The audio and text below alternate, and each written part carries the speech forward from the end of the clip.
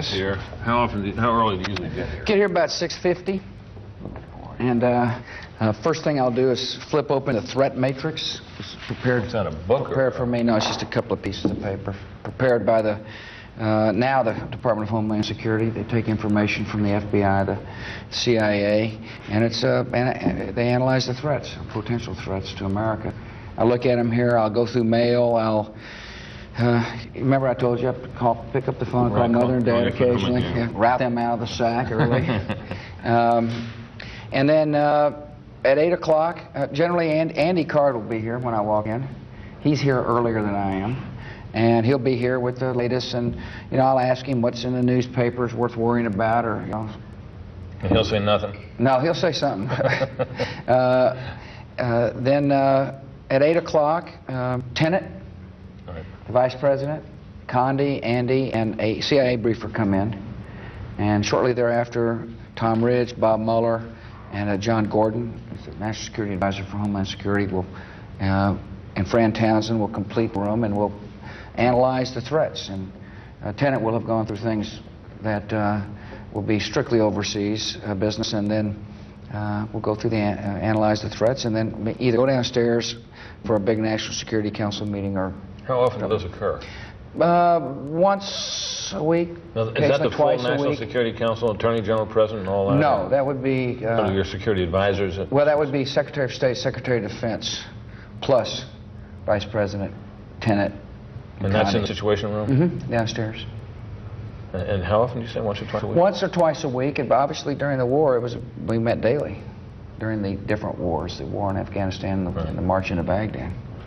I got to remember, these are battles as part of a war. Right. Now, this was a desk famously used by John F. Kennedy, correct? It was, and... why did you choose it? I guess you got a whole slew of them to pick from. I do. I chose this because I love the way it looks, and its history is fantastic. Let me take you over here to the front. This door was put on the desk by Franklin Roosevelt to cover his infirmities. Because he had the braces. He had the braces and sat in a wheelchair. Now that's the door, the famous picture of John came out. Right, came out, yeah. And this little shaver stuck his head out. Right here. And I'll show you something really interesting on this that I didn't realize was true until somebody pointed it out to me. The eagle looks at the talon with the arrows. And if you look at this seal, this is the same seal, but the eagle looks at the talon with the olive branch. Now, this rug and there's been a series of them. This was one of your... Laura designed this rug. Design? She designed this rug. But what's interesting is the eagle looks at the talon with the olive branch. Right. On this presidential seal, on this one he looks at the talon with the arrow. So something happened between Franklin Roosevelt and me. And what happened was Harry Truman said we'll look at peace, not at war, after World War II. Oh, yeah. So the eagle looks... Of course, we've got to make sure we got plenty of arrows so we can look at peace. I believe a lot of presidents would agree with that. When you think of other presidents, apart from your dad, sort of to identify with them or think about what they would have done, or who comes to your mind often? Lincoln, who I've got on the wall over there. The reason why is because I can't imagine what it would be to be president when of the United States at war with yourself. In other words, with people killing each other here in America on a massive basis. I just can't imagine what it'd be.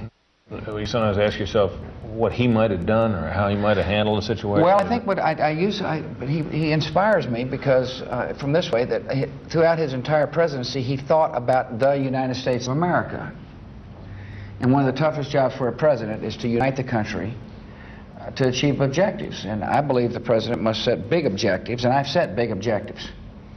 And yet, when you read other presidents' writings, they always complain about the press and the fact that Washington is too political. It's not very civil. In other words, it's a hard task to unite the country. Lincoln kept it united. And so he is inspiring from that sense. I mean, he helps me recognize that one of my most important jobs is to set big goals and unite the nation to achieve them. The president also has on his wall a Western oil painting whose title matches his own personal motto. This painting is called A Charge to Keep by W.H.D. Kerner. It's obviously a Western-type painter. It was given to my friend Joe O'Neill, when he married Jan O'Neill by his father. Right. And we knew them in Midland. What's interesting about the O'Neills is that they introduced Laura and me in Midland in 1977. The first thing I saw, and others who are in part of this team here saw when we came in, that guy looks like Bush. Don't you think? Yeah, kind of, I guess. I mean, you know? he looks a little bit like your dad. He looks a little bit like you. He wasn't painted with that in mind. This is an old picture. That curse on him. Yeah, it's a really old picture, and he's determined, and he's on a tough. He's riding a tough trail. You don't know how many horsemen are behind him. You know at least 2. Right. It could be 2,000. You just don't know. But you do know it's a pretty rough-looking trail, and there's absolutely no question in your mind you're going to make it. What makes this interesting is that it's based upon the Methodist hymn, "A Charge to Keep I Have," and that's one of the verses. To serve the present age, my calling to fulfill. Oh, may it all my powers engage to do my Master's will. This painting to me says that it's very important for all of us in life to serve something greater than ourselves. As a man of faith, that is the Almighty's will. As the president of and my job is not to promote a religion. My job is to call people to serve our country. That painting says 2 things to me. One, it speaks to my personal faith, but also speaks to the job of the president, which is to capture the spirit of America and call people to service. Next, the president answers questions on everything from the nasty things Democrats are saying about him to the economy. And there'll be more on the war in Iraq. The only way to deal with these terrorists is to stay on the offensive, is to find them and bring them to justice before they hurt us again.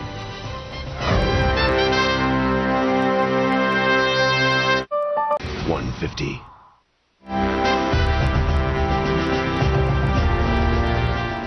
Start off talking about Iraq. A few weeks back, when these terrorists began to appear on the scene, evidently from outside, you said, "Bring them on." What do you mean by that? Well, I was really talking to our troops. I was saying to our troops in the theater that some in the region felt like they could come and take you on. Some felt like some terrorists, that is, felt like they could beat us. And my point was, we're plenty tough, and we will take them on there. They've chosen to fight. They being Al-Qaeda types, Ansar Islam types, terrorist groups, have chosen to fight American and coalition forces in Iraq. And we are prepared to battle them, and we will. From a military point of view, do you regard that as a welcome or unwelcome development? That's an interesting question because, you know, I'm a man of peace. And obviously, I would hope that we wouldn't have combat. But I also live in a real world of being the president during a war on terror. And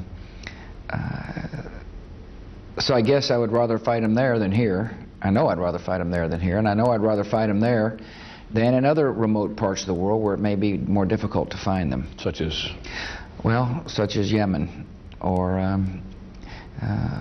as you know, we're chasing down Al-Qaeda types and former remnants of the Taliban regime in the wild regions of Afghanistan and parts of Pakistan. That's difficult terrain.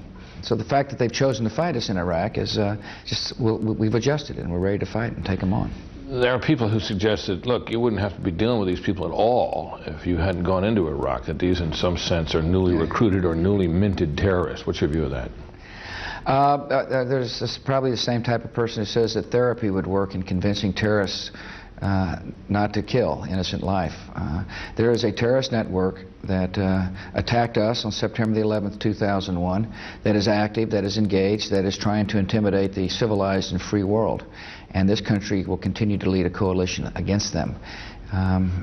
You know, there is, in my judgment, the only way to deal with these terrorists is to stay on the offensive, is to find them and bring them to justice before they hurt us again. What is your theory about what Saddam Hussein did with his weapons of mass destruction? I think he hid them. I think he dispersed them. I think he is so adept at deceiving the civilized world for a long period of time that it's going to take a while for the truth to unravel. But I firmly believe he had weapons of mass destruction. I know he used them at one time, and I'm confident he had programs that would enable him to have a weapon of mass destruction at his disposal. What do you say to the notion, you're hearing it, beginning to hear it more and more now, that actually he got rid of them, but he didn't want his neighbors to know that, you see, because he wanted to be able to continue to intimidate them? What do you say to that? I think I just say be patient. The truth will will out. I've told David Kay to go find the truth and to bring back reports based upon his own timetable that are solid reports about what he has found. We're analyzing miles and miles of documentation. We're interviewing all kinds of people in Iraq. Some of the famous cards in the deck of cards, and just average citizens who are bringing information. We've been there for about 4 months, and David is spending a great deal of time learning the truth, and the truth, we'll find out the truth. You go to the UN to make a speech. I do. And like your speech of a year ago became famous. It was the speech in which you challenged the UN to do something about Iraq. Iraq has answered a decade of UN demands with a decade of defiance. All the world now faces a test, and the United Nations a difficult and defining moment. Now you go back, different setting. What's your message this time? My message is that although some of you didn't agree with the actions we took, now let's work together to rebuild Iraq, rebuild Afghanistan, fight AIDS and hunger, deal with slavery, like sex slavery, and deal with proliferation. Let's work together on big issues. I will make it clear that I made the right decision, and the others that joined us made the right decision. The world is a better place without Saddam Hussein. The UN is going to be, has a chance to be more effective as a result of 1441. That's the resolution that said if you don't disarm, there'll be serious consequences. At least somebody stood up and said this is the definition of serious consequences. You're looking for another resolution. Suddenly the Germans seem amenable. Yeah. And France seems perhaps amenable. What has happened with the Germans? Have you been in touch with Schroeder? What's going on there? I haven't had a chance to visit with him yet. I will, and I think it's Wednesday, either Tuesday or Wednesday of this next week. I just look forward to talking to him. I think that the idea of, he needs to answer this question better than me, but I think he got into an election, and the German people are essentially pacifist because of many still remember the experience of World War II. And they may not have seen Saddam Hussein as as evil a person as a lot of other people have. And but having said that, and having made their choice not to commit troops, right, they are willing to help train police in Iraq, for example. They are taking an active role in Afghanistan, and I appreciate that support. In the run-up to the Kosovo War, there was no attempt really to get the UN involved because of a belief that Serbia was a historic ally and friend of Russia, and that Russia would stand in the way. Right. Did there exist a similar relationship between Saddam Hussein's Iraq and France that our government may have to some extent miscalculated by not recognizing? The French made a calculated decision to try to lead a lot of nations against what we were trying to do, and that created a lot of angst here in America. I heard from a lot of people who said, look, we've got relatives who died on French soil to help with their security. Why would they not only resist what many Americans thought was necessary with Saddam Hussein, but lead a coalition? And you hear all kinds of rumors as to why the French do what they do. And some of it is this notion about having a kind of multipolarity. That means to offset, something to offset in Europe the ambitions of America. My attitude about all that is our goals and ambitions are noble. We believe in peace. We strongly believe in freedom. And where we see suffering, we will help. And rather than try to offset a nation, why not join nations together to achieve those kind of big objectives? What about the French? How did you feel about them at the time? How do you feel about France and Jacques Chirac now? Oh well, when I went to France, the response from the people on the street was great. I mean, they were waving and smiling, and Jacques Chirac is a strong-willed soul that he and I've had some pretty frank discussions before about issues. I will continue to remind him, though, and he needs to hear this clearly from me, and which he will, that America is a good nation, genuinely good. And when we see suffering, we do something about it. And when we see threats, we will deal with the threats before they come back to our shore. And hopefully he will, over time, understand more clearly why I made the decisions I have made. Do you now believe, based on what you're hearing from the Germans and the French, and the Russians perhaps as well, that you're going to get another resolution? I think we will, yeah. The key to the resolution, however, is to, we need a resolution in order to encourage others to participate in the reconstruction of Iraq and hopefully into the security of Iraq. But the key is to make sure the political timing stays intact, that the political timing that Bremer, our ambassador in Iraq, thinks is necessary, and that is that a constitution be written first, right, and then there be elections, and then sovereignty be turned over to the elected body in Iraq. And therefore, the UN must understand that we are very firm on that sequencing of events. The refrain you keep hearing from others is a larger role for the UN. You have consistently spoken of a vital role for the UN. Would you be willing to grant a larger role to the UN in the political developments there to make way for a resolution? Well, for example, I'm not so sure we have to, for starters, but secondly, I do think it'd be helpful to get the United Nations in to help write a constitution. I mean, they're good at that. Or perhaps when elections start, to oversee the elections. That would be deemed a larger role. I also, when I think UN, I mean, I also think of member states within the UN, and of course we would like a larger role for member states of the United Nations to participate in Iraq. I mean, after all, we've got member states now, Great Britain and Poland, leading multinational divisions to help make the country more secure. And you know, the key on any resolution, however, is not to get in the way of a orderly transfer of sovereignty based upon a logical series of steps, and that is constitution, elections, and then the transfer of authority. You're hoping to get some more troops in there from other sources, but when you ask the question how many, the answer comes back apparently not very many, maybe 20,000 at the outside. Well, that would be very helpful. We keep hearing from U.S. officials that, well, our force structure is fine, but we do need other troops. Yeah. The question I have is, if you can't get them from elsewhere, it's going to have to be more American troops, or is it? Well, maybe not. You know, that's an interesting question. I've spent a lot of time talking to Secretary Rumsfeld about this subject, and he believes that the current troop level we have will be sufficient, particularly as security improves, and particularly as we begin to train more Iraqi citizens to serve in their own army. We're a little slow at that. Mainly one of the reasons why is because, as I understand, the training money was stripped out of the last supplemental. In other words, there wasn't money available for training.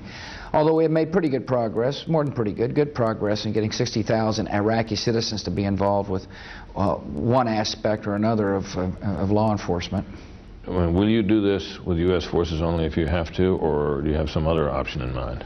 Well, we'll succeed in Iraq. I mean, because a success in Iraq, and by success I mean a constitution, elections, orderly transfer of sovereignty, and at the same time reconstruction as well as making Iraq more secure.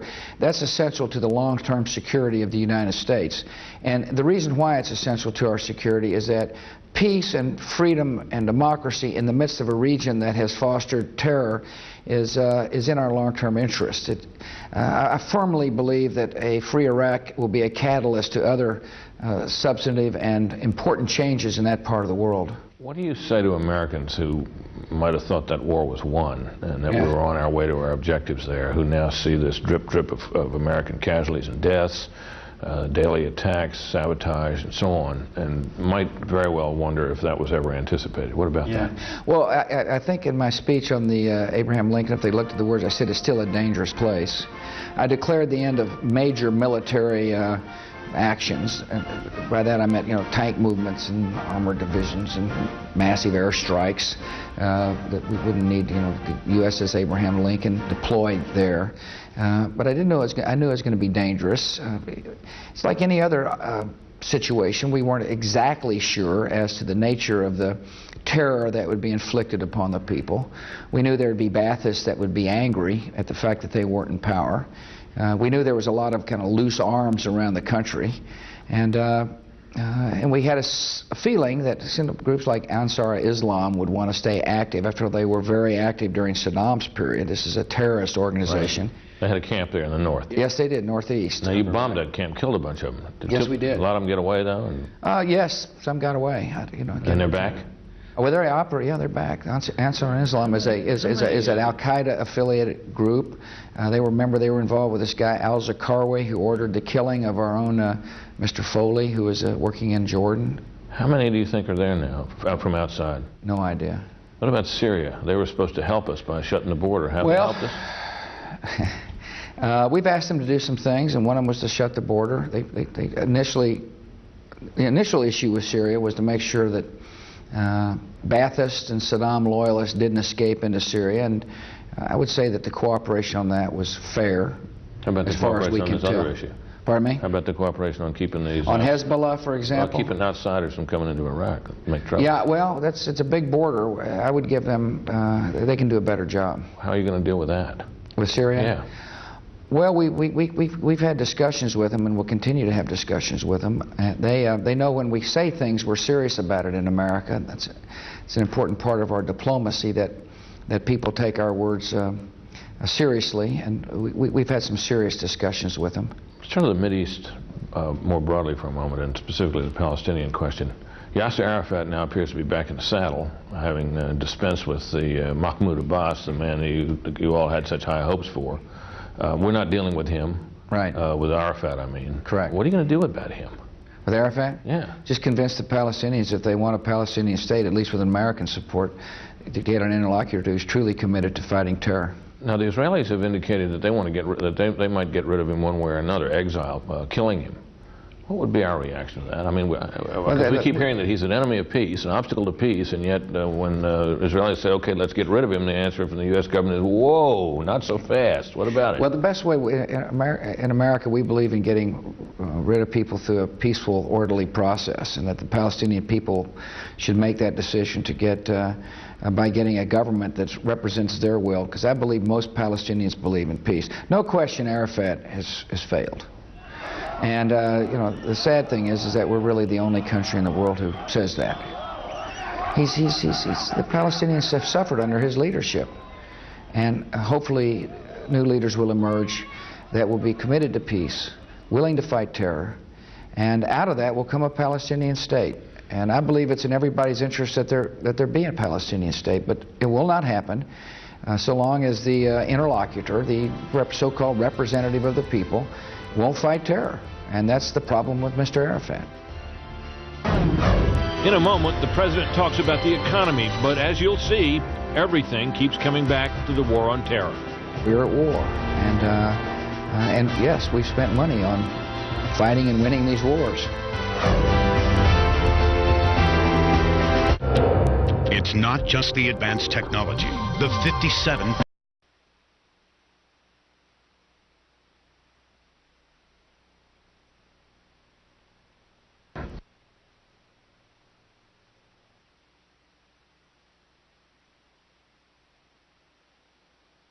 that in order for this economy, jobs in any number, you need a lot faster growth than has been true in the past. Mm-hmm. What's your view of that? I agree. Well, two aspects on the job. Let me refine my answer there. There is a lag. There's a generally accompanies a recovering economy going, and then after a while employment catches up. But this is a marketplace. As you said, productivity is very high, which means growth has to be higher than productivity in order to add jobs, or productivity's got to level off some and growth be robust. I believe we're going to add jobs because I believe this economy is strong. How soon do you expect that to start happening? Well, you ask these economists, they'll say on the one hand here and the other hand here. If they had a third hand. You're not the first president to object to that. That's right. Listen, so long as somebody's looking for work, I hope it happens tomorrow. And I know we've taken a good action.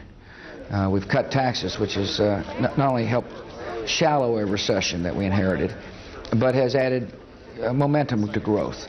There are other things we can do. We need to make the tax cuts permanent. We got some here in Washington saying, wait a minute, we don't need this tax relief plan. Well, anytime there's uncertainty, it's hard for people to plan, and we need to make them permanent. Some of your critics have said that you're not exactly a tightwad. Some of your conservative critics, that you, not just because of the war, but in many other areas as well, you haven't vetoed a single bill, the spending levels are going through the roof. What do you say, Mr. President? Well, I would say that we've done a very good job of exacting some fiscal discipline here in Washington by getting budget agreements. And if you've noticed the last 2 budget cycles, because of the agreements we put in place, and Congress has worked with us to hold the line, we've got a cap on discretionary spending, or agreement on discretionary spending not to exceed 4%. And I will hold Congress to that. Now, we have spent money, as you mentioned. My attitude is that when we put a youngster in harm's way, somebody who wears our nation's uniform in harm's way, he or she deserves the absolute best. And we're at war. And yes, we've spent money on fighting and winning these wars.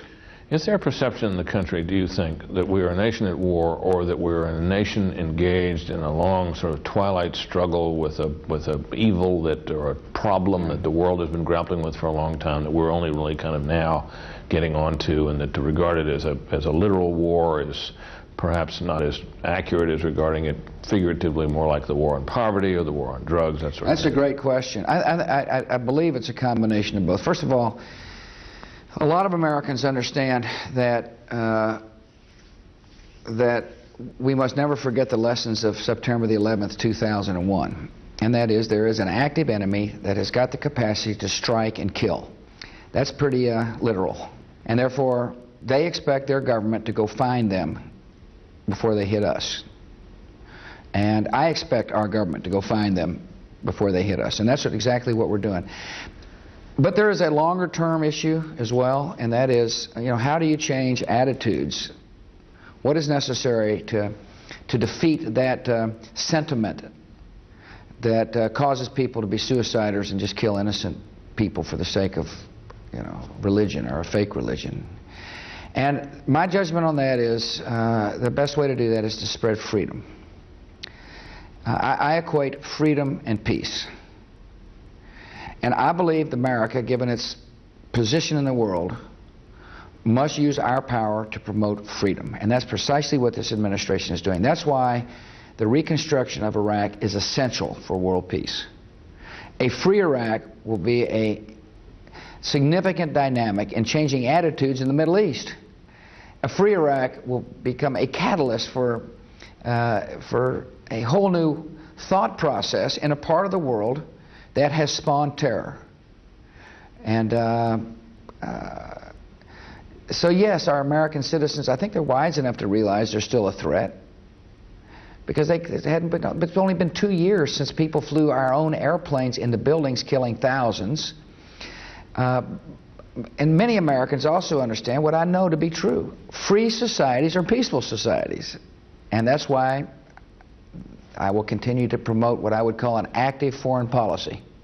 How should Americans view the fact that we've been 2 years without an attack on our soil? As a significant, major achievement and advance in the war on terror, or as the kind of lull you might expect from a determined terrorist organization regrouping to hit again? There have been lulls in the past.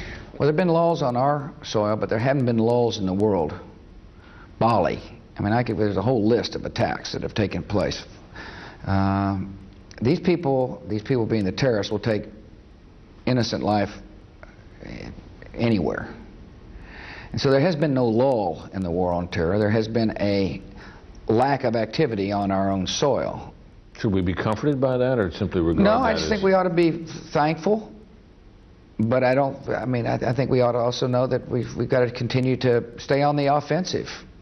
I mean, I occasionally hear people say, well, let them lie. Don't stir them up.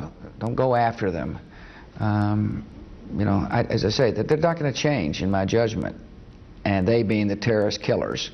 And we will go after them. We must go after them. And keeping them on the run is the best way to help defend America. I've told the American people we're going to keep them on the run, and we will find them. And that's precisely what will happen. How close have we been to finding Saddam Hussein? Have you gotten a call saying we may have him tonight or anything like that? I occasionally get a report that, you know, we thought we had him, or, you know, we were close to him or something like that. Before the fact notifications of an operation that was going to get him? No, they're pretty good about not creating, raising expectations here in the Oval Office. How about Osama bin Laden? Same thing? Not really. I mean, he's pretty well hidden. As I like to jest, he's not leading any parades. I mean, he's isolated. But I'm confident we'll get both of them in time. Let me turn back to some domestic issues. Your FCC chairman has engineered a change in relaxing the regulations on ownership of television stations by large companies. Congress has suddenly turned against it. The House and Senate have acted. Will you veto a repealer of that? We're going to work with the Congress. My advisor sent up a recommendation to Congress, and we'll continue to work with them. I support what Michael Powell did. He took a long, deliberative process. Michael's the chairman of the FCC. He took a long, deliberative look in a lengthy process about what was fair or not fair, and we supported his actions. You sound as if, though, if you're talking to Congress about this, as if there might be some middle ground, some compromise, some adjustment in what the FCC did that would... There's always a chance before Congress finally acts. In a moment, the president on the Democrats who want his job and what they're saying about him. Their slogan is, "Vote for me, I don't like George Bush."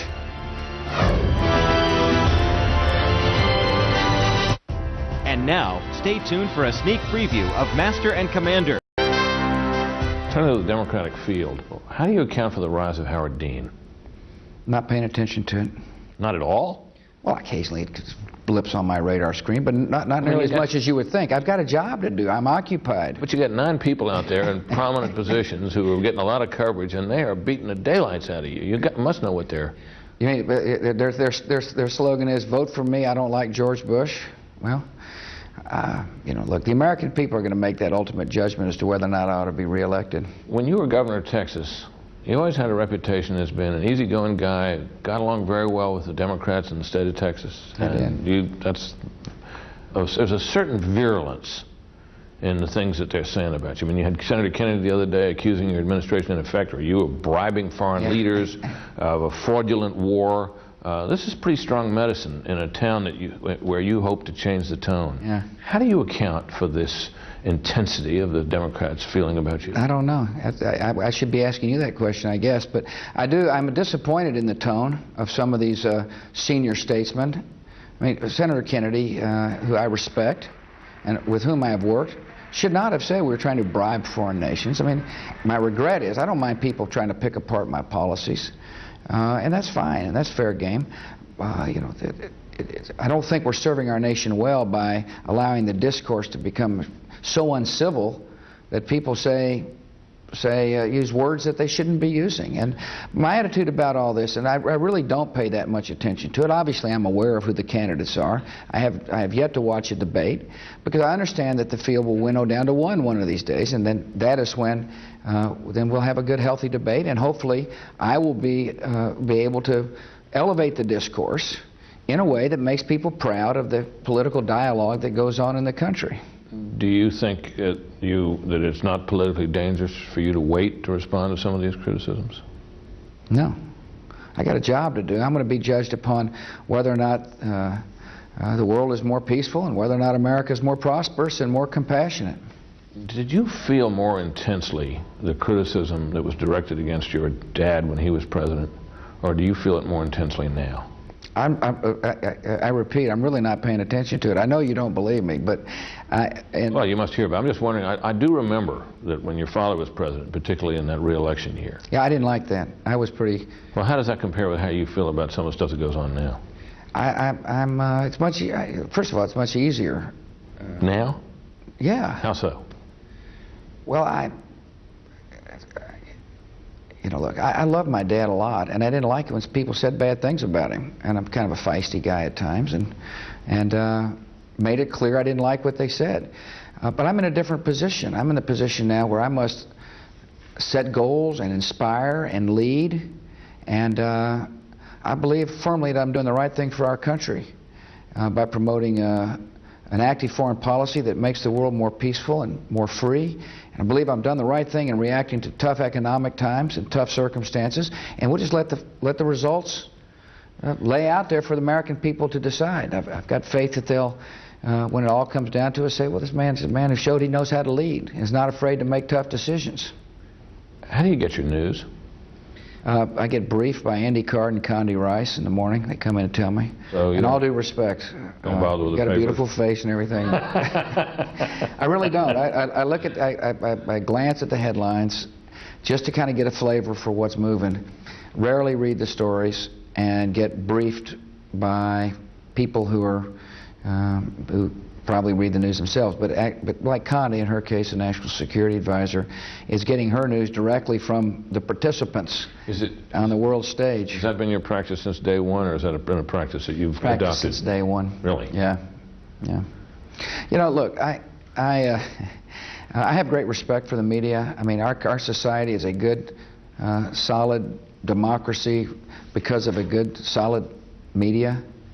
But I also understand that a lot of times there's opinions mixed in with news, and we won't disagree with that, sir. I appreciate people's opinions, but I'm more interested in news, and the best way to get the news is from objective sources, and most objective sources I have are people on my staff who tell me what's happening in the world.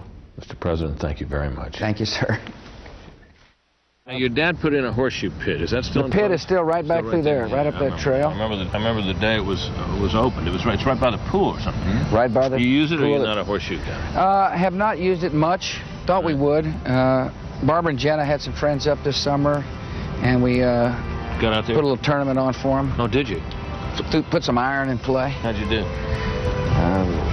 They didn't. They hadn't heard the rule: president wins. Oh. Huh? See, they're not old enough. In other words, not old yeah. enough to know that it all is not what it seems in Washington.